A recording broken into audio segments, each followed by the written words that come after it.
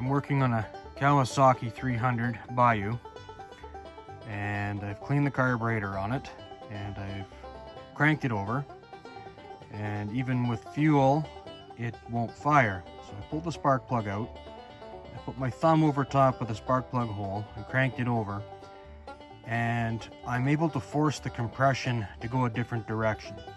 So what I'm suspecting is that the timing has jumped. So to start, I've taken off the recoil here.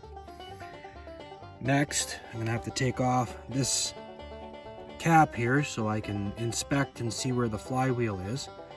And then I have to take off this cover to see the cam. And once I can see that, the cam gear, I'll be able to see where the timing is and compare the two between the flywheel and the cam to see if I've jumped teeth like I suspect. So the reason you take the recoil off is because you're going to want to be able to turn the motor from this bolt. And that's where you're going to look for the mark. There'll be a timing line on there that'll say a T or top or something. It'll be indicating the top dead center. And then here you can see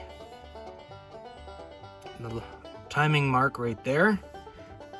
And let's see if I can get a light in there. You can see where it says top up there. So this line has to be lined up with that line. And you can see the groove in the threads there. The top dead center line needs to line up with there. When those are all lined up, your timing is lined up. Only one caveat to that.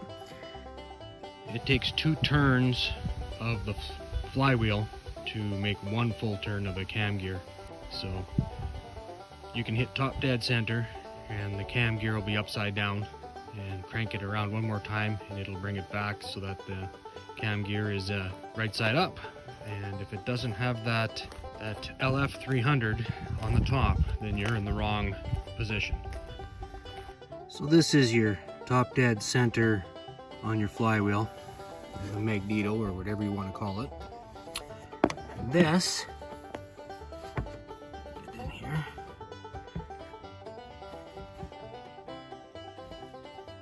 There you go. This is the top dead center.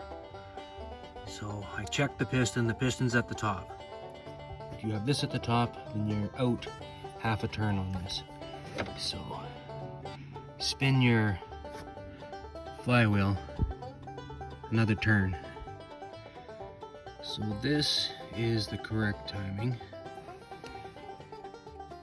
I don't know if you can see, but if it doesn't say LF300 at the top,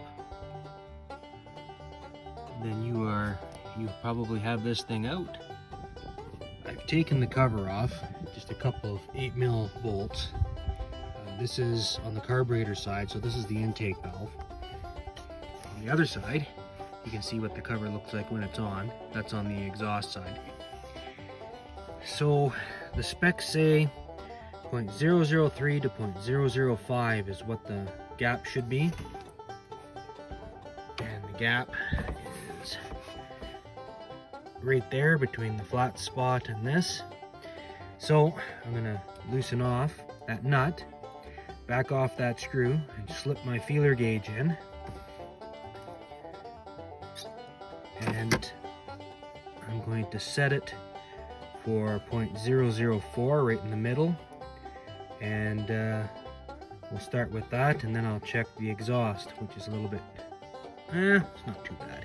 I'm gonna say a little bit tighter, but just a little bit awkward to see. So we'll go from there. And it should just be snug. Not overly tight, should be snug. And how you adjust it is you crack the nut loose, you turn the screw, and then you tighten up the nut to hold it in place. They recommend anywhere from 5 to 7. So I've got this one snugged up against the feeler gauge, and I got this one. It's supposed to be between 5 and 7. I have it set for 6, so I'm going to close up the motor now, Should be good. So this is set. The intake is set, so I'm gonna close it all back up and spin it over and see if it fires now.